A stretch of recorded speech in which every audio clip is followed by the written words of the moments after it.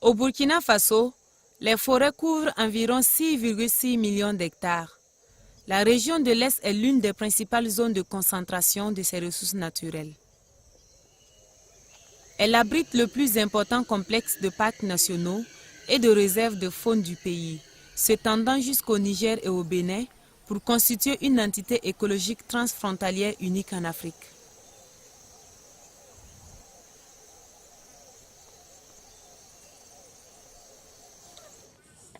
La yuro le fois dem bigi har bon ki ala ba ka tana kamba ka ba garma san kwarman kane de dem pa fois kan dem fri nya o ba ka garba ne le sanjal kan be le yaden tie bon waga akan tuwo sono tondo na kamba le sanjal kan kama yen le fois dem bigi mama ar momon won kure den yena kamba iyam gbale den ye yimon den ye yiko den ye yi kabri yi gubi hey lu for bo fora ku de ye abon fora dan ko ba te de ni ke den chwer pori yandi ya len den ti afo bon fora man senga ta yu ya yu pisi le yu pisi wa wai bo yo ra be mo yi hera be me kata yu abse ara be sa la to fum kale daga Tanda karo from Nakachang. We sang young for Canava.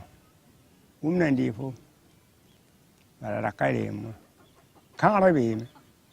Sanda Kobi Livella, aye, Sakaho. Okalis and Sap. The Maha hey. Kova, turn palm cove to come to Mtira. Now my letter Kova can I can. Kova can a summer, the aye, young Calabu. Ya, Kovu Pam Bilfu.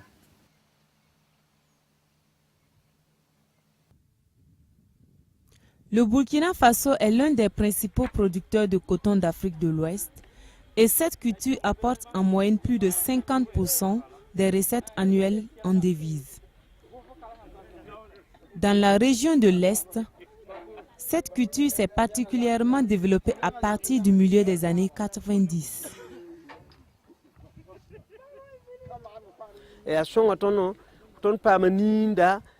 Ton pama seret dama ton pama brouette dama ton pama rotumi haya wuso pama memmi église wendoto to wuso tala memmi misa wuso pama men king hijinu te fa ya wen la lamna sababu tener pama ligi soma man hadar yala bor pama monte somenda pama zahmi haya tia lamna yingar parabia da wiri ko paraba haya ya wotone ne fa shuriya no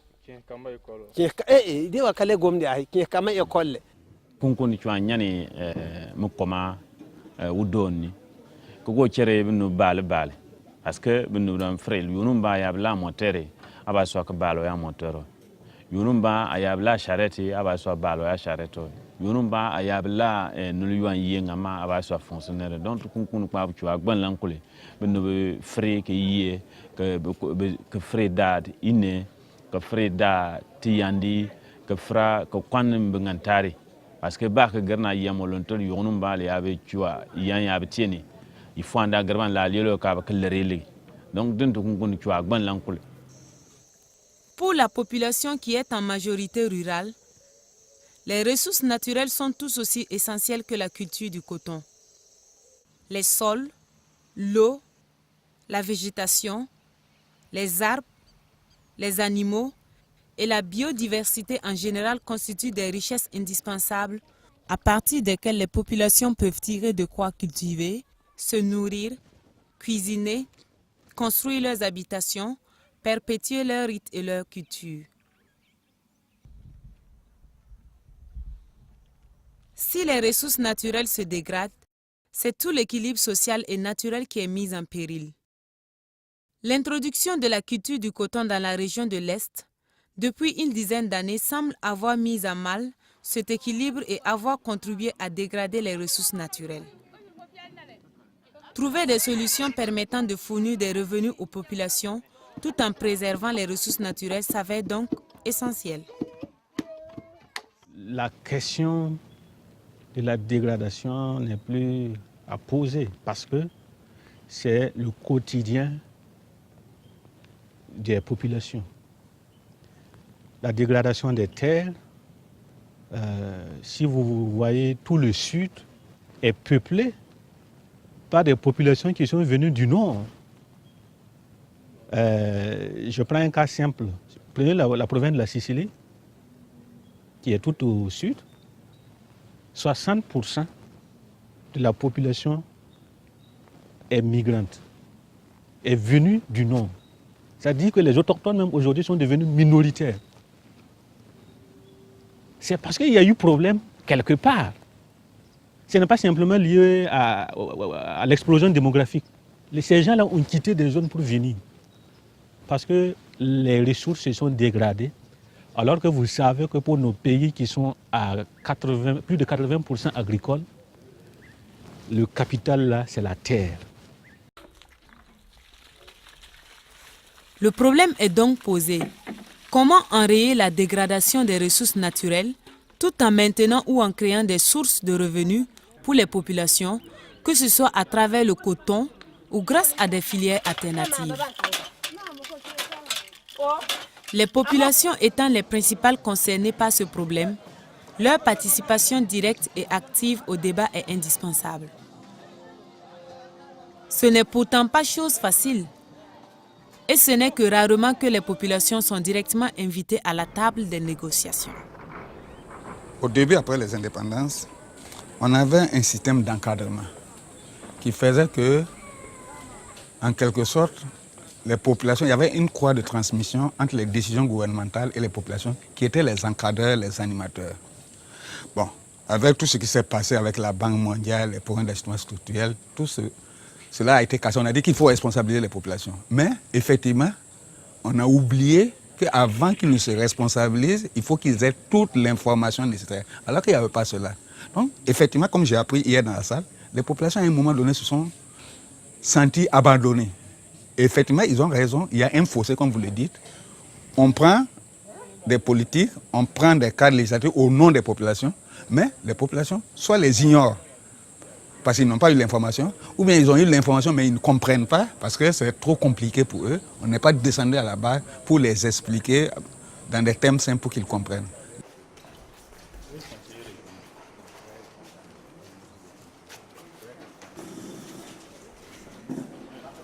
Une fois n'est pas coutume, un espace citoyen d'information et de dialogue, ECID, dont les protagonistes étaient des producteurs et productrices de toutes les provinces de la région de l'Est, a été organisé du 15 au 19 mai 2008 à Fadangouma. Le forum est donc une opportunité pour instaurer un dialogue informé sur ces spécificités. Le site s'est inscrit dans un contexte de décentralisation visant à donner plus de responsabilité et d'autonomie aux populations au niveau local. Le Conseil régional de l'Est, le Parlement local de cette région du pays, a ainsi présidé le comité de pilotage de l'ECID. C'est écrit insecticide du coton, vous voyez tout ça, mais c'est utilisé dans les jardins. L'ECID de Goulmou est le deuxième espace citoyen à être organisé en Afrique de l'Ouest. Le premier ayant eu lieu à Sikasso au Mali pour débattre de la problématique des OGM. Mais, petite révolution. L'ECID de Goulmou a mis sur un pied d'égalité les connaissances et l'expertise paysanne et les connaissances scientifiques et techniques. Ainsi, des paysans ont pu présenter les savoirs de leur communauté en tant que témoins experts au même titre que des scientifiques ou des responsables d'ONG. Il se trouve qu'il n'y a plus suffisamment de pluie, la pluviométrie a baissé. L'augmentation de la population, l'augmentation du cheptel, il y a également les feux, la déforestation, et les feux de brousse et aussi la culture du coton. Au niveau des villages, ils ont reconnu qu'en 3 ans d'activité agricole, ils ont remarqué dans certaines zones vraiment une différence nette. C'est-à-dire qu'il y a eu une régression, une destruction des ressources naturelles. Eux-mêmes, ils ont fait le constat. Mais ils ne savaient pas que faire. Parce qu'ils sont là préoccupés par comment manger quotidiennement et justement comment gérer ces ressources-là. Donc, c'est ce constat qui nous a amenés à vouloir jeter la réflexion, non seulement au niveau des producteurs, mais également au niveau de l'ensemble des acteurs. Pourquoi un espace citoyen d'information et de dialogue? De par l'expérience que nous avons du terrain, le besoin de donner leur point de vue de la part des populations est évident et que tout le monde le vit, tous ceux qui parcourent ces villages. Et en contrepartie, le besoin d'information de la part peut-être des différents niveaux d'information, que ce soit au niveau de l'État ou des sociétés privées ou des projets, est réel. L'ESID, en tant qu'espace citoyen d'information et de dialogue, est avant tout un instrument et non pas un produit. C'est surtout là qu'il faut voir. C'est un instrument, c'est-à-dire que des gens qui travaillent dans le domaine de la santé, des gens qui travaillent dans le domaine peut-être de l'eau, des gens qui travaillent dans d'autres domaines peuvent l'utiliser par rapport à leur domaine. Pourquoi un tel processus? Je me dis que les initiateurs avaient certainement un souci, comme le nom l'indique, de créer un cadre de dialogue où des populations producteurs, à partir d'informations reçues, disons des intellectuels, soit techniciens de l'État, soit techniciens de la société civile, mais aussi d'informations des paysans eux-mêmes, à partir donc de leur expérience pratique, comment à partir de cet ensemble d'informations, des populations pourront, sur des problématiques, une problématique bien donnée, discuter ensemble et pouvoir faire des recommandations pour leur avenir en termes de développement.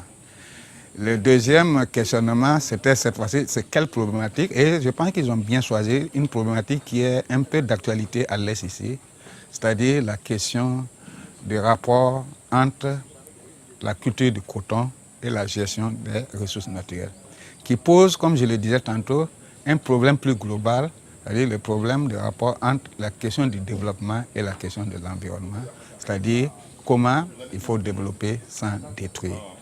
C'est clair qu'on est dans une logique de recherche-action par rapport à la conduite méthodologique de ce type d'exercice.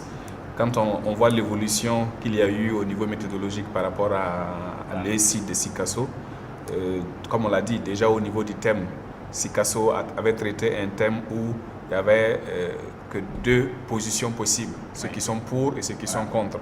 Alors qu'ici, on a quitté cette logique de dualité des positions et puis on aborde un thème où on a des convergences sur l'appréciation de la situation comme l'état des lieux sur la gestion des ressources naturelles. On voit qu'il y a une large convergence entre l'état des lieux établi par les producteurs et l'état des lieux établi par les experts scientifiques. Et c'est peut-être sur un aspect marginal du forum comme l'OGM qu'on peut avoir les positions tranchées. Donc il faut à la fois travailler à ce que ce soit un espace d'information réellement, et puis de l'autre côté, qu'on puisse permettre à ceux qui peuvent prendre des positions sur certains aspects, de prendre des positions et d'avoir les arguments pour défendre leur position.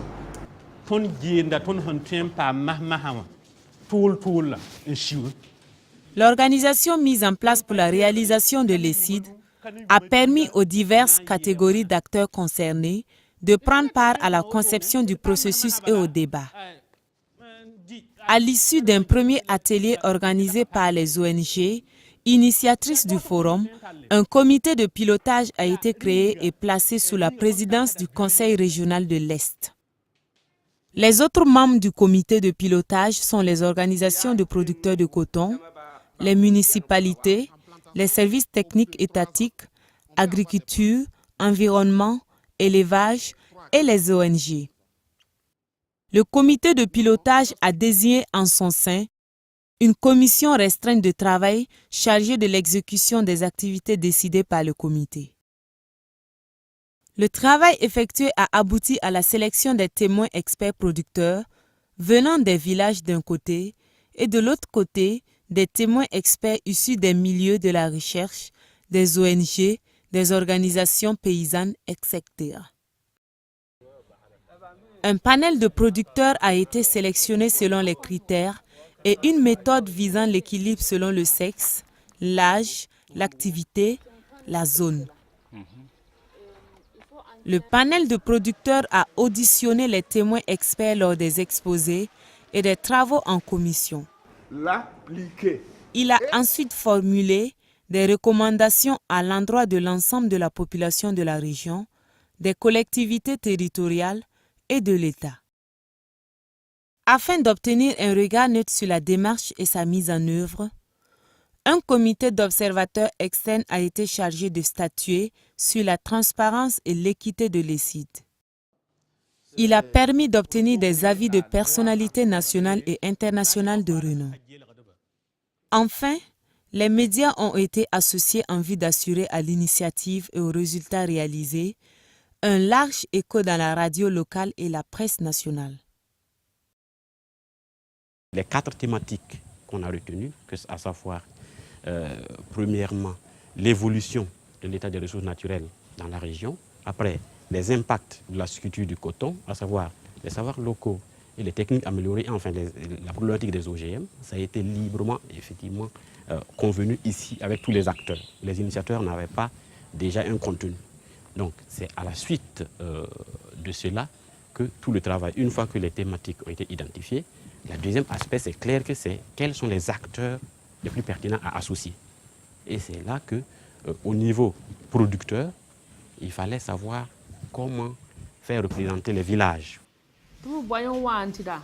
Ils m'ont parlé la yale de. Ils m'ont parlé la yale. Et tout beaucoup d'enda. Les ignorants. Ils m'ont parlé sur le torbe. On est sale can. Ou bien tian can. Ou bien tir can. Le four de torbe. La tinanli kila babu ntamak mola le pundu pigim binamu. To pigim binamu yeni ibom pi nyoga yeni en lina jal buri. To tina jal buri te tingi piagwa man. Ya tina jal buri ndenye te kanda fitu kunkundi. Tina jal buri ya renye te ya choka kwabra de kamfri ba. To inyok kani moko te ya choka ka pi nyoga yeni.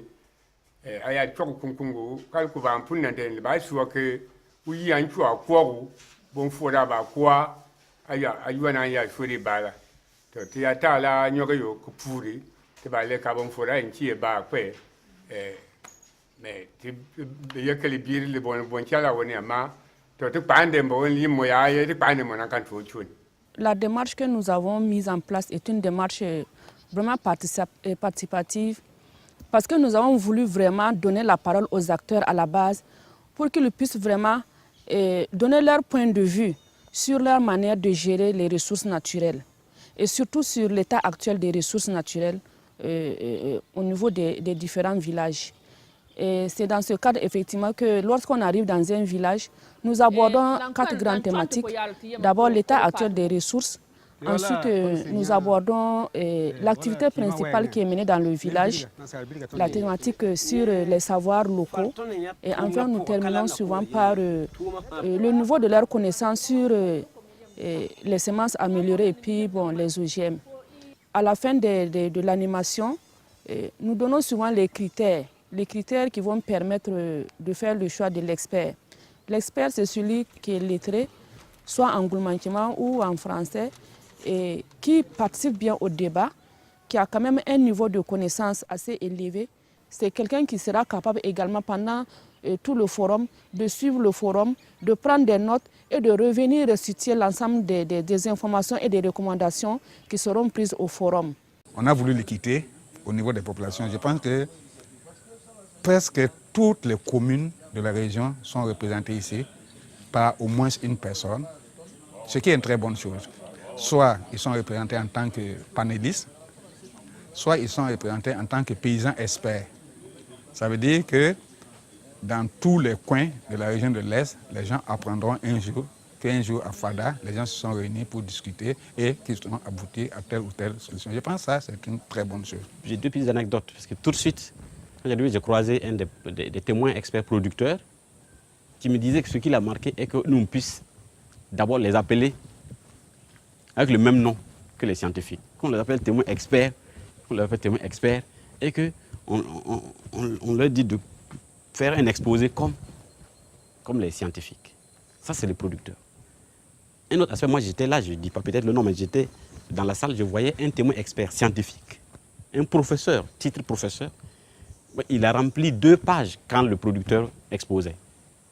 Tu vois, donc ça veut dire comment même les scientifiques accordent de la valeur à ce que des producteurs disent, parce qu'avant tout, les données dont les chercheurs disposent, parfois ils partent les chercher dans les villages. Et la chose qui, sur la démarche, m'a particulièrement marqué, bon, d'une part, c'est la rigueur dans la sélection des participants, qui a permis une représentativité très vaste des intervenants de différents coins de la région. L'ancrage aussi, ce qui me semble très important, et c'était confirmé à la fin de cette démarche au sein des autorités régionales, notamment du conseil régional, qui l'a pris à bras le corps, déjà dans la phase de préparation et puis dans la phase de restitution.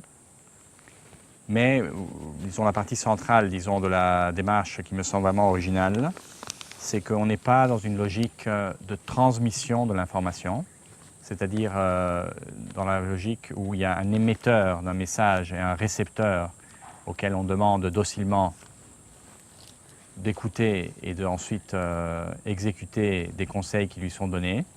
Mais on a été dans une démarche de débat, je dirais aussi de contradiction, de diversité des points de vue, et donc une démarche qui a permis fondamentalement d'ouvrir une série de questions qui n'ont pas nécessairement eu leur réponse. Leur réponse viendra dans le temps. Et je crois que ce qui est important est aussi de resituer l'atelier dans une perspective de long terme.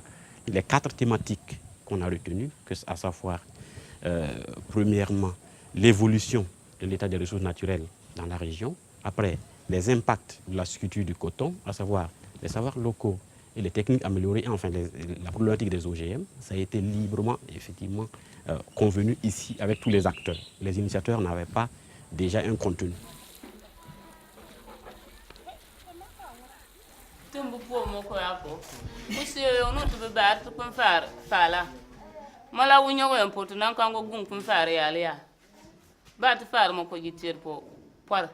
Belu furu nane tinga fande ba palankane aba ko pa wole ya mo na ko ba ngal fal tumo kan fogu aya gundu ba ban pulde kun iya dini kuli yani tigil yela yeme kuli inge ma biya tenda paran beni tinla bandi sine ko nul sel kan pe ya tiare ko tunani ya tin kilkun kun pa na pomni tina afri ba le tiar ke so biya bi chwani ba ka tenda pana to ba fri apa bango kwat for lig pieni tiru go bo to ti tiarante na afri bar ku gant la balo ya tietin kamam nani anta bal ya pura a u faro na lere u ya gwal banga woni kala bang bon ka gwanu fule anjilo wal mam kula kan pren de lenwa.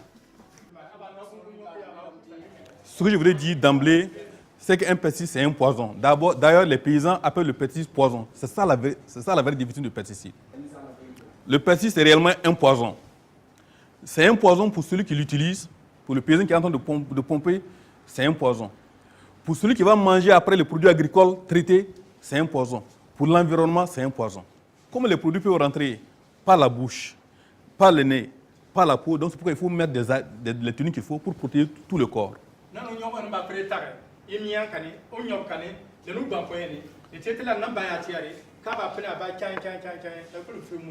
Il y a une chose, si elle était faite, pourrait éviter beaucoup de problèmes, c'est lire l'étiquette qu'il y a sur tous les emballages de pesticides.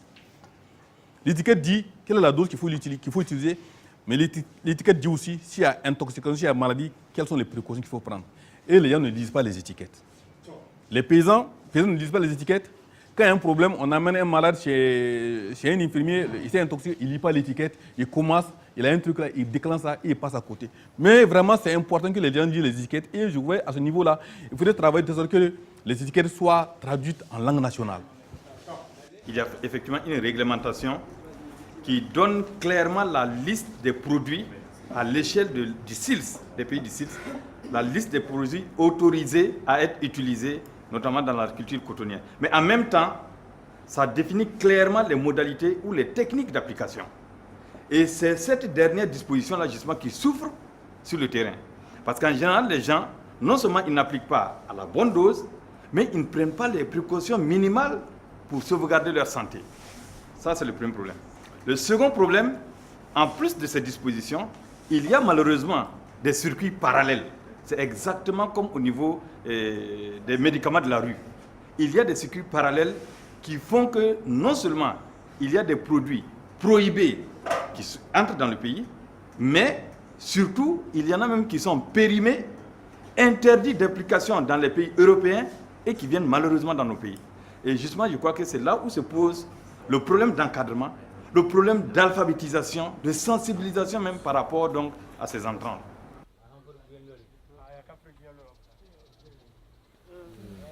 Ikile marmam tibi tuwane ko tengande ko sugudi ba chu aboleni kol masidin ya tona koyi tigbar ko yitiana kama sidin hal kol ngana kuto kaba leyin tumam sidin tona donc mulan ne tiba bola la bogle kile ne kama in tun sidin tona mama din ne kama ka tingtelere be yin wani tinginte mam din ne ba iba yerlere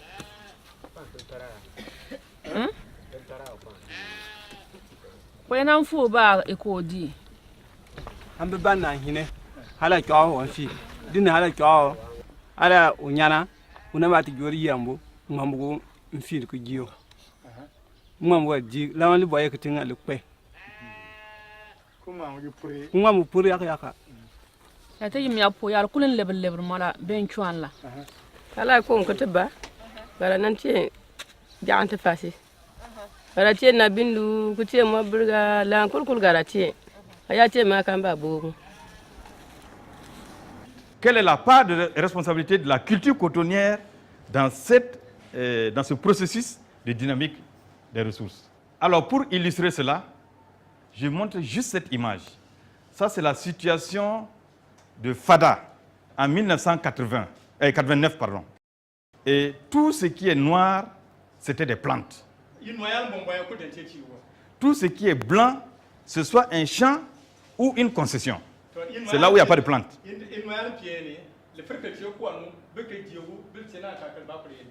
Alors, en ce moment, il y avait seulement 20% de toute la superficie de Fada qui était couverte par les activités agricoles. En 2001, voilà la situation de la même surface. Donc tout ce qui est blanc maintenant, c'est surface agricole, toujours. Et ce qui est noir, c'est les plantes. 2001. Et là, 2001. Voilà. Donc maintenant, on a 48% de la superficie qui est couverte par les activités agricoles. Alors, donc, je résume tout ça sous ce schéma pour dire que si on ne prend pas attention, ça veut dire le fait de détruire la brousse, de trop exploiter certaines ressources et de polluer avec la culture conventionnelle du coton. La conséquence plus tard, c'est que ça va entraîner la mort du système, c'est-à-dire même l'homme dedans.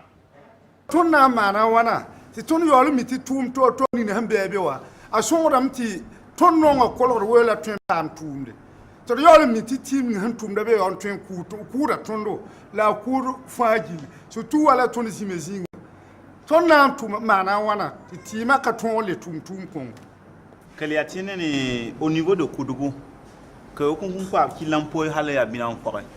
Ama bete paradis dindin la Koudougou ya poya ba Koudougou.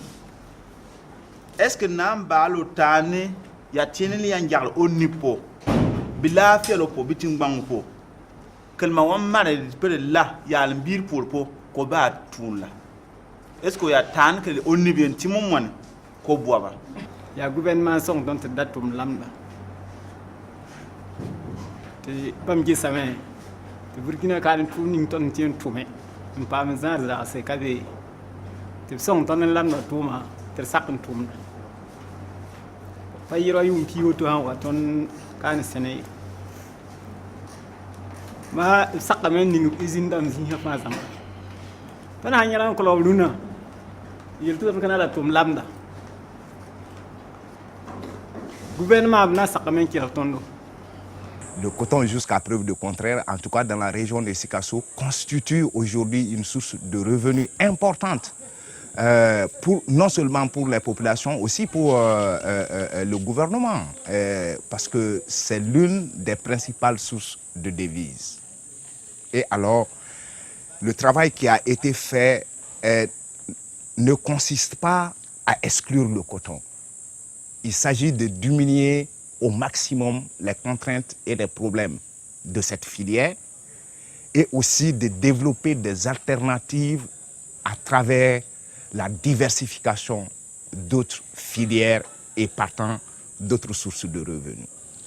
Ce n'est pas la culture du coton qui est le problème.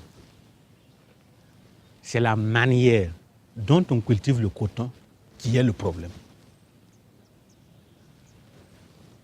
Si on veut cultiver le coton en nous basant exclusivement sur l'utilisation d'engrais chimiques, en faisant une application à outrance de pesticides les plus toxiques, à ce moment-là, il y a problème. Alors que vous savez que de nos jours, il y a une approche par rapport au coton biologique où, effectivement, même si les rendements sont faibles, ils permettent en tout cas d'avoir un rendement minimum avec un prix plus élevé qui finalement permet au producteur de trouver son compte que de cultiver 5-10 hectares, se retrouver endetté à outrance, se retrouver maintenant, vous savez que même les champs de cases, on prend ça, on met du coton. À la période du traitement, on traite tout avec l'endosulfan et on se retrouve au milieu et on dort et on respire. Ce n'est pas durable.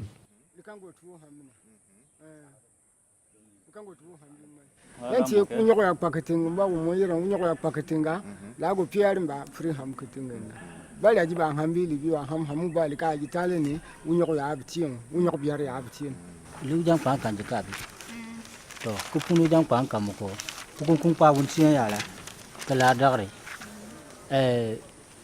ku ko bal ku baago ta min kam nyum tinde ko ko baago ni ke jam nyuni ba ko to ku go pere kubo kulma kenga mfama lam ko pinu ku ba ku kun kwa kun kwa ya kala go dare ya pura bon fora ba pe ya bon foro ngam pe kita ya men ke pur unyogo en ke ban ko da ba ko ni la bon fora ko ya bon foro nyuno ba pe.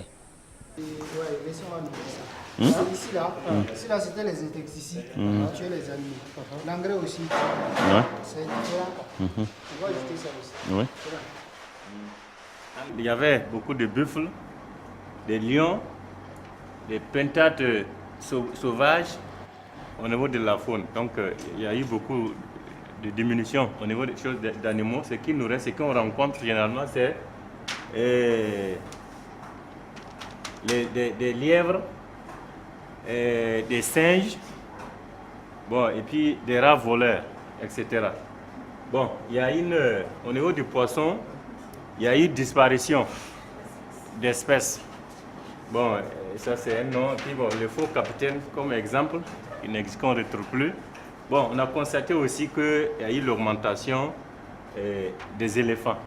Ça, n'est pas comme Quilra. Quilra, qui serait à Wusro. Et comment me à Wusro? Yeme, Zima Bouto de Wusro, Anikuya.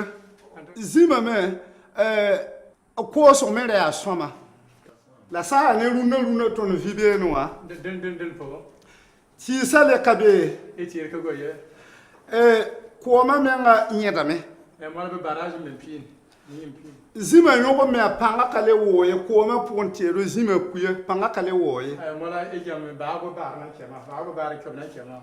Zimbu to nda be koma pour les cabeye. Mola ejam bolen de yeye kul bago yedin. Or sana ndikne more wabin pure ne zimni siba mbote poisson enveloppe bam da ma tondi kabam ni wala rienda pour wenge. Runa ton mi kamti zimbu to no wambe la ton kamibie. Runa ya wala zulu hembe ne ton be ne wotone. Ya ti po manore ne ba ko da yare. Zima yogo me tunda tumyo zima yogo wenge.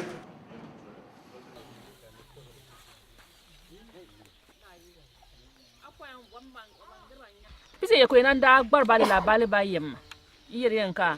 Po in ka gbar nda kanan de gbar mara ko OGM bonlin ye ke te bon boy kan ko yele OGM yenda. Imon din amo boa ban be yalente OGM ye la ye amo boa ban be OGM kan. Nan tembe tune tembale ban la tomate len la jabaye tunda gbar mam ko wante OGM da te bon ko da pia bon bol kane. Le fou bombori ye le fou mo auto ne fale kete mari ton ko fou mo wama torte ma millon kane le kete mari la tomate bila jaba na ma ho ibum burenda hali tomate ban lon jaba o mo ko be bia manan na tumbe pia wan mama ya ka to pot ban non ko to ko ila chalo o boale de on o boale ya o boale ya wan boa ban ya le na boa ban no afu jaba lo tomate ya fenin sono wan furilo ko bini nan kay buomo tomate wan pia ban no nyamda mayenda ka to ha o mo ko be bia to no jam yam ko bi yo ale te mota man to boa ban la mo jembe te ma. Et ce qu'on appelle OGM, c'est justement cet animal ou cette plante qu'on a transformée, ou alors ce que cette plante a transformé, a produit. La grande nouveauté, c'est qu'aujourd'hui, l'homme peut transformer la vie, l'être vivant.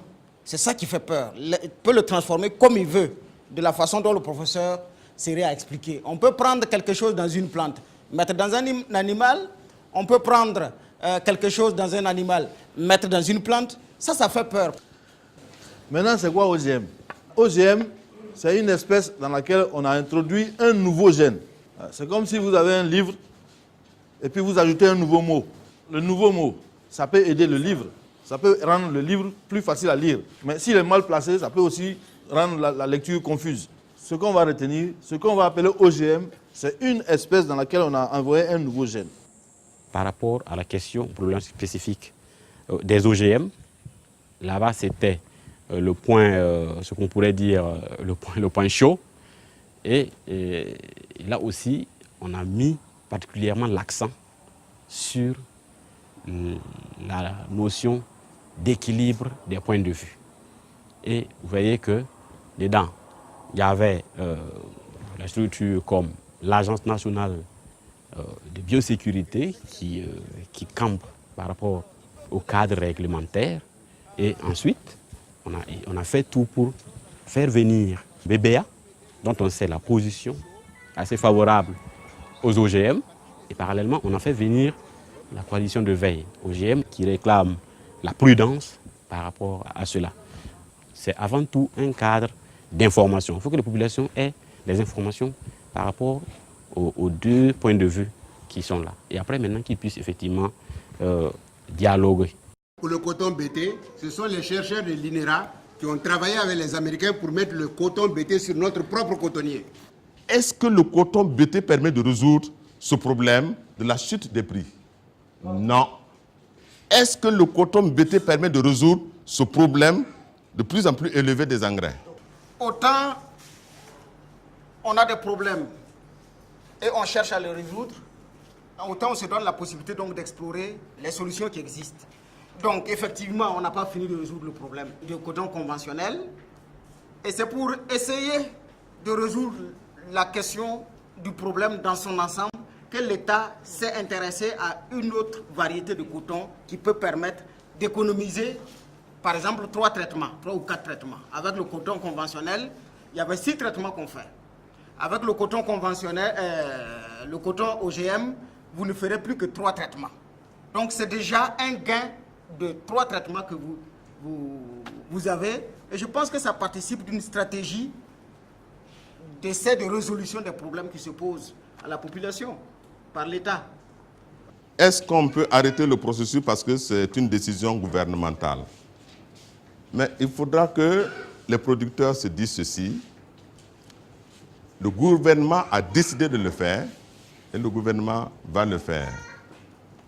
Mais nous rappelons toujours que c'est notre pays et nous avons le droit absolument de nous prononcer sur ce qui se fait.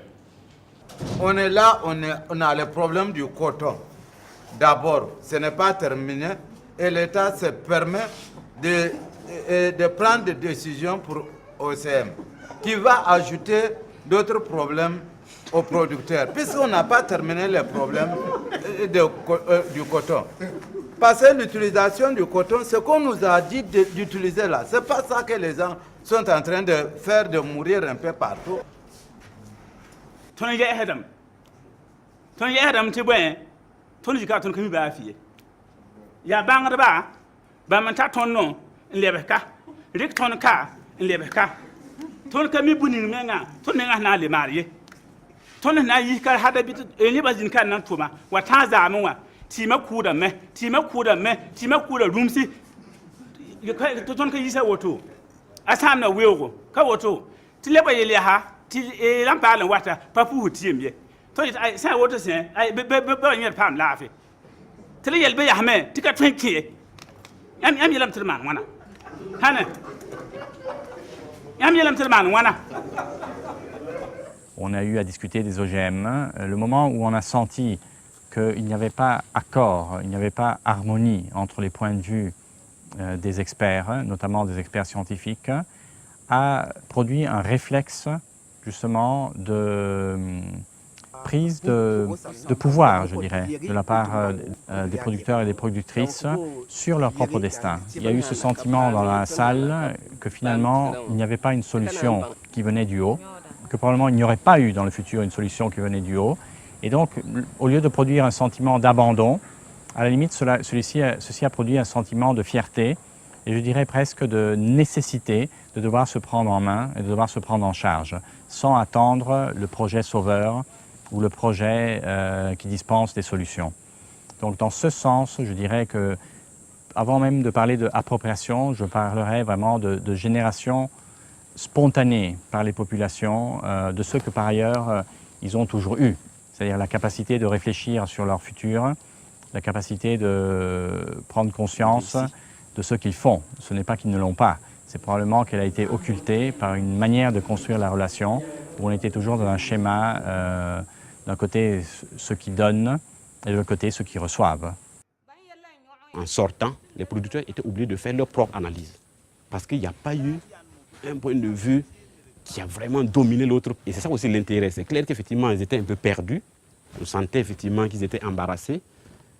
Mais c'est ça aussi le but de la chose, qu'eux-mêmes ils puissent après faire leur propre analyse, dire voilà, en fait, il y a deux positions, parce que c'est la réalité comme ça. Ton payeti namba halam da kowe ton datan ko lamla la ton datam ti tinga taw damba tinga sodba gesen song ton ti ton liban sing lamda ko la na yi model latu akana yi model ninga sonwa am piugo talebo base ndaton ko ton ton datam talebo model latu ton datam ti yi lamd son kode son paning team to lawani la tiene tin ya tan vraiment ti parma monkian la ti parma monkian la ya la po tie tim be ko kwaba ti free ka tane le na banda ka free ta ne ya pakan yelin tin timoko le paka de mare yelen titi de manka ba fri ba o lisambre ke fri kare le na banda ke fri ki lal apaka ne timata ya samri la paka fri bun imo mon ka ya paka yen ti banka timme be ko paba timi yela yebini ke la yewe timi go tunen lan amma din la ten kare ki dana nga kukul ki la paka in yeti kan ke le tie mama le timata ya samri lan to mam ntama ka din la mi jour nganti lak vraiment ya tila paka po ti lak vraiment tinta ya sambre ba fere torte ti atane malum kani li atine ne otungbang kur kani ti lak otungbang kur kani ya alman ci kulti ma ko kwara tin ya min tunu tungbang tungwa biro tungbang ya tine ne o ma sho tul mo ko timin piu ma sho tul amati na ta no ma sho tul ke tun ke ti lak dindina le ngam fasi tungwa tiere o yogo po ya alde ye ke ti tun ke ma dindin li tebe ti ye ke ti ya ma shuwen ti kan fri sono ki ta mon pie yema ti nan ta mon pied yima que ti na bane mon pied yima la ma frichouan po yala amadi ni ti amma so nyo ti je ko nan tuma ti dama ke lanku ko do fri tori que ti pandi ti bon yurgo kuri lanku do ma fri walenti ti mo bira lenti ya bira ba ti fri lala lamda tombe nzembe fara sokan arene lamam to bamya ti morgan je ti lankanga soba tuma paminya ayola kutom biologie donc ya bu men ningi ton mo birga ba hanange ton hange mama na sati sam be kawa hange ya mo bi dum se han ti singa bo miti mo bi han ningi singi tum ti ze suma donc ton ze ya no ba ton han pam telam kan pum na han pam pam wa mam to hanan je no kan ele ka gu ti malam hanawa ta mikti ne ba ze banga adan yoran sa tim ton pale kikne ti ma zigo tinga satame asa woto ton nan kulome la ton ya da men da ton kuli pam ton ning jam so ning ton son dera na kenju ton ya da men da ton pam tabale en sing tum da santa goyem kaye ton nan gilga me la ton na mana ton teka san na yile song nibni sim be bira to wum yella vonre la ton men sana yikame nyakyam nen tum pala tum ni si son won ton da fayra men basa bidiga men gayem we rum sa da wo ko sa binda ton sa wu bam fan na taba ana son ton ti ton pam biri la ton panamse.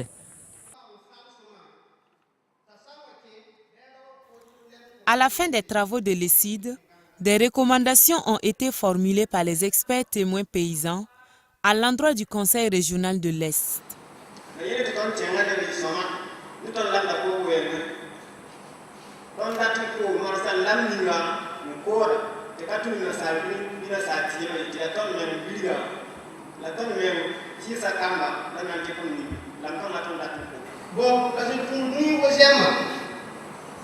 Ponto pa fama faz sonho la red banca que tu faz também data e ponto pa o fama sonho tá sabe que ela o problema com quando me sei ni quando tenga na disse o tortima sortir uma sandi turi lenin istandi dia ko uma e foro uma tango ya ti tani o kunyo ko yene ti ni se ni ko ma te la be la da ko to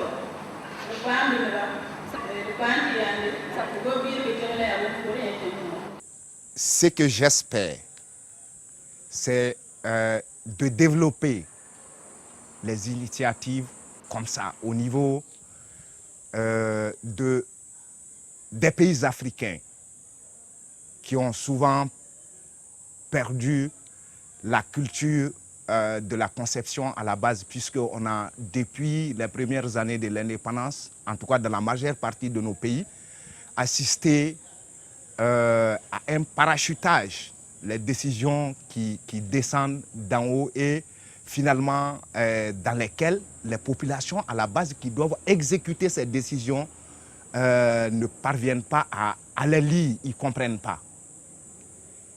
Et alors, c'est vraiment une opportunité pour ces populations à la base de réfléchir sur leurs questions de développement, d'identifier les contraintes de développement, d'évaluer les potentialités et les atouts de développement à partir desquels réellement ils peuvent formuler des initiatives communautaires à la base qui est en fait, en substance, la base du développement en fait. En 2009, l'année qui a suivi celle de l'ESID, une place de choix a été réservée aux espaces naturels protégés et aux actions de protection de l'environnement à l'est du Burkina Faso. De nouveaux groupements de producteurs de coton, en plus de ceux déjà engagés dans le coton bio, s'apprêtent à accroître l'utilisation des engrais naturels dans leur production à partir de 2010. L'ESID aura tenu son pari, celui d'élever à sa juste valeur les savoirs et visions des producteurs dans le débat sur les choix de société à opérer pour l'avenir. Les valeurs de développement durable et d'équité dans l'accès à la parole qui ont été portées par l'ESID, c'est dans les comportements des producteurs et les décisions et actions des autorités que devront être observées.